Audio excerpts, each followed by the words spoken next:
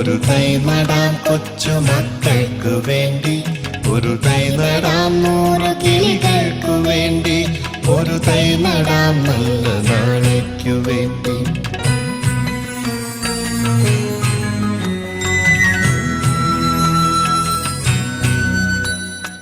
ഇത് പ്രാണവായുവിനായി നടുന്നു, ഇത് മഴയ്ക്കായി തൊഴുതു നടുന്നു.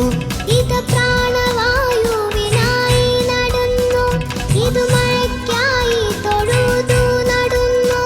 അഴകിനായി തണലിനായി തേൻ പഴങ്ങൾക്കായി ഒരു 100 തൈകൾ നിറഞ്ഞു